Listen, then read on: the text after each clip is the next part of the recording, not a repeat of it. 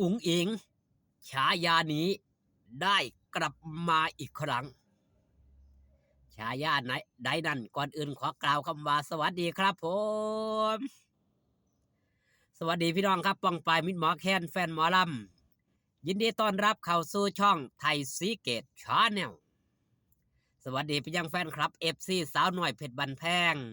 แฟนครับเอฟซีลาดหน่อยอุ๋งอิงสู้ขู่สู้คนเด้อครับเด้อฉายานี้กลับมาอีกครั้งก่อนสิไปฟังเรื่องฉายาครับมือขึ้นเป็นจังไดเนาะมิดหมอแค้นแฟนหมอลำผู้ใดได้ไปเบิ่งหน้าห้านหน้าเวทีครับบ้านโนนสมบูรณ์ตำบลโคกล่ามเนาะอำเภอลำปลายมาศจังหวัดบุรีรัมย์ถือว่าเป็นงานแก้ไม้แก้มือเป็นงานเลื่อนแล้วเลื่อนอีกเนื่องจากไอ้พบกับสภาวะและปัญหา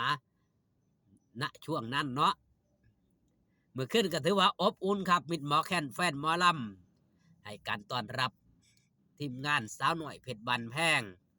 โดยเฉพาะหลานหน่อยอุ้งอิงอย่างอบอุ่นเมื่อแรงนี้ครับอย่าลืมอย่าพลาดไปให้กำลังแรงเชียร์แรงใจด้วยครับเด้อบ้านโนนตาลเซียนอำเภอบ้านเหลื่อมจังหวัดนครราชสีมาพี่น้องเป็นหมอแคนแฟนหมอลำอยู่ไกลก็อย่าลืมไปให้กำลังแรงเชียร์แรงใจลาดหน่อยอุ้งอิงกันหลายๆเด้อครับเด้อหันมาเว้าเรื่องของฉายาครับมืดเศร้าลาดหน่อยอุ้งอิงได้ออกจากการจากงานเนาะเดินทางมาทางโคราชบ้านเอ็งนี่ละก่อนสิฮอดมองพักมองเศร้าแวะตลาดอำเภอประถ่ายฉายานี้จึงได้กลับคืนมานั่นก็คือฉายาอุ๋งอิงตลาดแตกพี่น้องพ่อค้าแม่ขายตามท้องตลาดเห็นกันพ่อจะเห็นหลาหน่อยอุ๋งอิงดีอกดีใจครับที่ได้เห็นโตเป็นโตเป็นจริงๆอีกครั้ง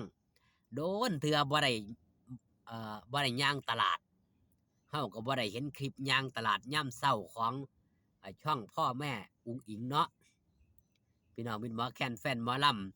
ำหลายคนก็ลืมไปแล้วกลับมาอีกครั้งหนึ่งครับในช่วงนี้ถือว่ามาทั่วอีสานบ้านของเฮาการเดินทางของหลาน้อยอุ๋งอิงในระหว่างไปหาหม่องพักหม่องเศร้าหลังจากที่เสร็จภารกิจขึ้นโชว์เป็นที่เสร็จสับเรียบร้อยบ่ได้อยู่จนเตยลากน้ำหมูน้ำพวกเพิ่นหรือว่าเนื่องจากหยังครับปัญหาสุขภาพส่วนหนึ่งอากาศเปลี่ยนแปลงก็ต้องดูแลรักษาเรื่องสุขภาพเพราะหลานน้อยอุ๋งอิงกับถือว่าเป็นศูนย์นาโตเป้าศูนย์นาโตรักถ้าศูนย์นาเจ็บป่วยศูนย์นาบ่สบายกองหนุนกองหลังกับพลอยบ่สบายไปนะนั่นคือความจำเป็นที่ลาน้อยอุ๋งอิงบ่ได้อยู่ตลอดสอดแจ้งณห่วงเวลานี้แต่ก็ไปสร้างความสุขให้กับพ่อค้าแม่ขายมื้อเช้าถือว่าตลาด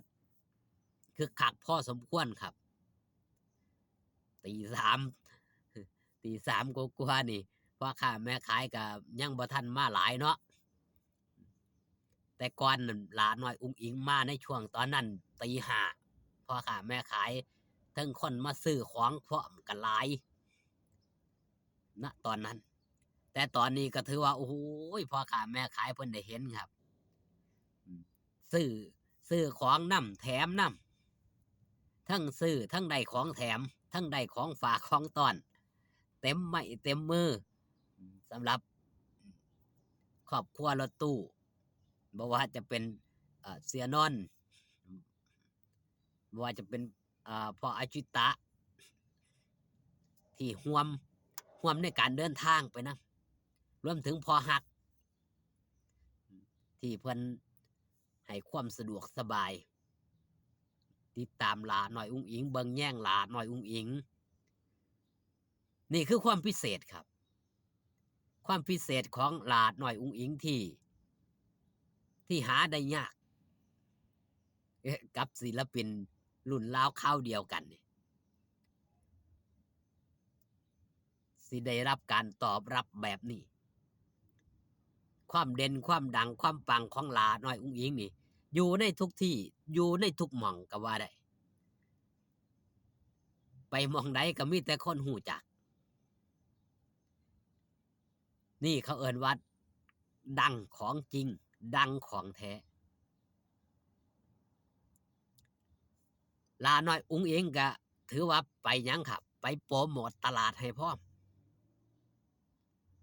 ตลาดคนเด่นตลาดคนดีคนดัง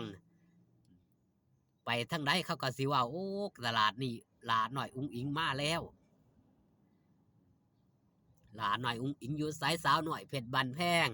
หลาน้อยอุ๋งอิงอยู่ไสจังหวัดศรีสะเกษ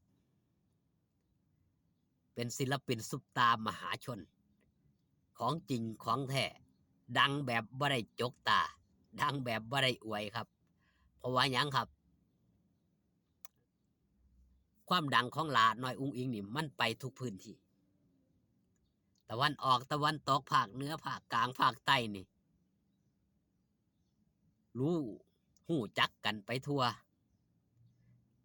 เหลือแต่ทางภาคเหนือยังบ่ทันได้เดินทางไปก็ต้องมีสักวันเนาะภาคเหนือภาคใต้นี่ภาคตะวันตกต้องมีสักมื้อหลาน้อยอุ๋งอิงจะได้ไปทำการแสดงจะเป็นคอนเสิร์ตใหญ่หรือว่าจะเป็นมินิคอนเสิร์ตนี่ก็รอติดตามเบิ่งครับความเด่นความดังของความปังของหลาน้อยอุ๋งอิงเชื่อได้เลยว่าอนาคตนี่มีโอกาสได้ไปแน่นอนในห่วงนี้ก็เก็บเกี่ยวประสบการณ์อยู่ในภาคอีสานบ้านของเฮาอยู่ในกรุงเทพปริมณฑลเพราะหยังครับแลนแถวๆนี้ก็งานแทบสิบ่ได้พักแล้วสำหรับหลาน้อยอุ๋งอิงความเด่นความปังของหลาน้อยอุ๋งอิงนี่ก็ยังมีความโดดเด่นยังมีความต้องการของท้องตลาดถือว่าเป็นสินค้าถ้าเป็นสินค้าก็เป็นสินค้าเกรดพรีเมียมรักษาความคงทนเอาไว้ได้ดีเอาสำหรับคลิปนี้ฝากตอนเอาไว้แต่เพียงส่ำนี้ครับพี่น้องอยู่ดีมีแห้งสู้ขู่สู้คนพ่อกันคลิปหน้าสบายดีครับผม